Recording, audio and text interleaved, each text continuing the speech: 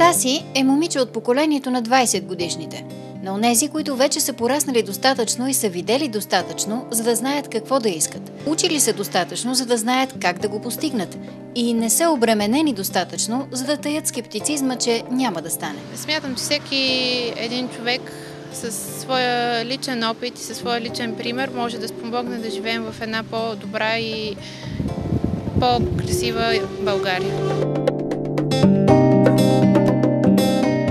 През 2007 година Станислава се включва като симпатизант и доброволец в клуба за младежка политика в Българската социалистическа партия и става един от активните участници в кампанията на госпожа Росица Янакиева. През 2008 година е част от нейния екип като сътрудник връзки с обществеността. По това време се включва активно и в кампанията на народния представител Ангел Найденов. Същата година става член на Сдружение с обществено полезна дейност „Обектив“. От януари 2009 година е негов председател. Сдружението работи няколко години по проект Младежки информационно-консултантски център в Перник, чрез който активно комуникира с млади перничани. Работила е като ръководител по няколко екологични проекта в трансгранични проекти с Сърбия и Македония, Турция, Унгария, Гърция, Полша и Чехия. Дразни ме апатията на младите хора за нашата държава. Мисля, че точно ние сме хората, които трябва да работят и да развиват родните си места и въобще и България. Станислава разбира, че за да бъдеш добър политик, трябва да получиш и съответното образование. През 2008 година тя завършва школата за политически мениджмънт на фондация Фридрих Еберт, а на следващата година и Академията за социална политика на Института за социална интеграция. В момента уча българска филология. Смятам, че един човек е много важно преди всичко да бъде грамотен. От 2010 година Станислава Генадиева е член на изпълнителното бюро и на Общинския съвет на БСП в Перник. Тази година решава да се кандидатира за кмет на родното си място, квартал Църква, от БСП и коалиция. През последните години Перник изключително много се разви към по-добро, превърна се в един наистина съвременен европейски град. Искам и Църква да се превърне в такова едно съвременно място.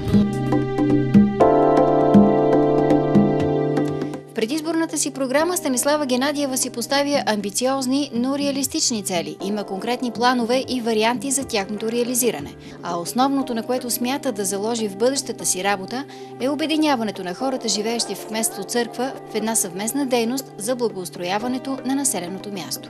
Нашата роля в управлението на държавата и въобще на населеното място не се опира само да пуснем бюлетината и да гласуваме. Ние не сме някакви хора, които искат само някой да им казва какво да правят и да ги управляват. Ние искаме да се чуе нашата дума. Нужно е да се работи изключително много за подобряване на инфраструктурата в квартала. Детските площадки, борбата с бездомните кучета. Когато стана кмет на квартал Църква, ще работя за едно пълно проектно решение за изграждане на канализация, ВиК мрежа, преасфалтиране и подновяване на уличната мрежа.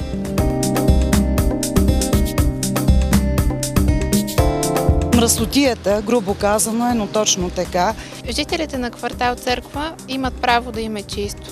Когато стана кмет, аз се ангажирам да работя за поставяне на контейнери и кошчета за отпадъци там, където се налага, и редовно сметосъбиране и сметоизвозване. Озеленяване и поддържане на зелените площи в добър и естетичен вид. Редовно почистване на уличната мрежа на квартал Църква. Разбира се, трябва да се помисли за свободното време на хората. Първо на нас ни трябва велоалея, може.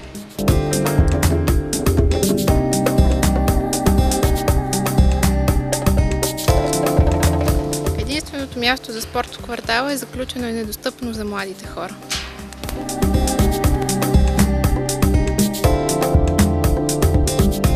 Мечтая това пусто място да се превърне в един прекрасен парк на нашия квартал.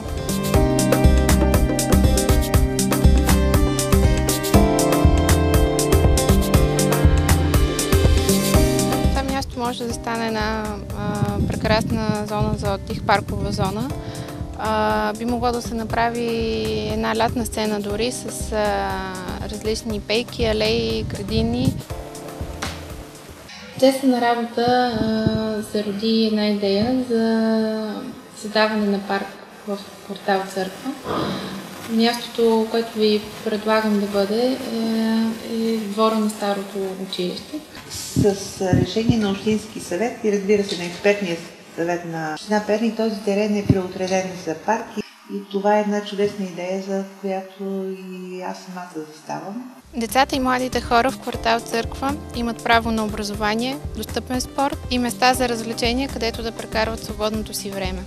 Ако ми гласувате своето доверие, ще работя за създаване на детски спортни площадки и паркови зони за отдих, създаване на велоалея на улица Димитър Благоев. Ще съдействам за подобряване на материално-техническата база и подобряване на спортната база в училище, за откриване на нова яслена група и основен ремонт на сградата на детска градина Радост.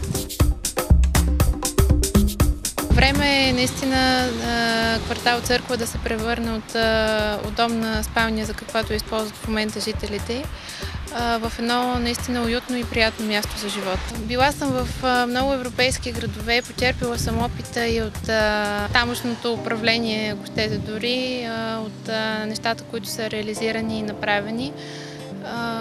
Много трябва да се работи, но мисля, че аз имам волята, имам и амбицията това да се случи.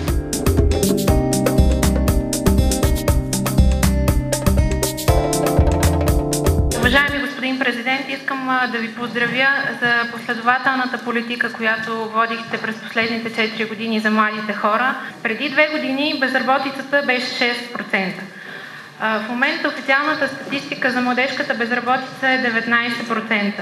Кое според вас доведе това състояние българското общество? Финансовата световна криза или политиката на правителството, което управлява днес? Благодаря.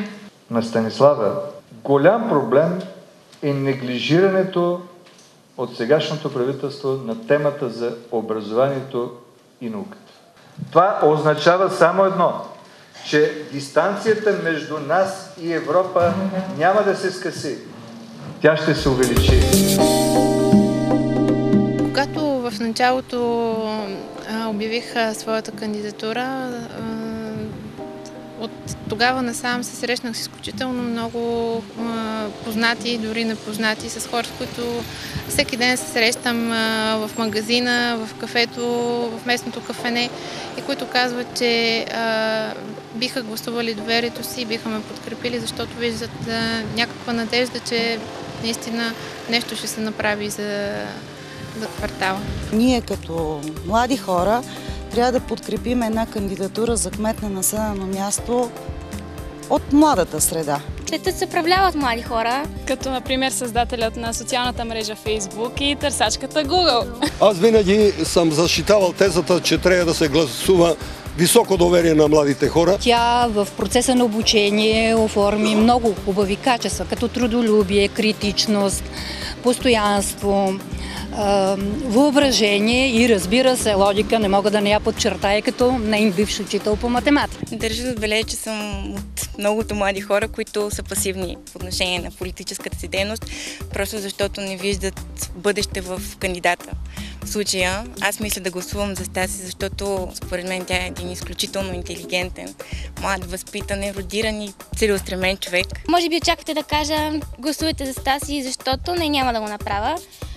Тя не е продукт. Да, не е продукт, който да рекламираме. Напротив, Станислава е доказала себе си много пъти с своите качества. Много се радвам за нея. Виждам, че е много интелигентна и много добронамерена. Аз си познавам от много давна, заедно сме учили. Смятам, че Стаси ще се справи с своята мисия. Често пъти политиците говорят за бъдещето, аз мисля, че наистина трябва да се погледне в настоящето. Когато човек пуска своята бюлетина, трябва да помисли за днес, за утре и за това какво ще се случи след 10 години с населеното място, в което живее.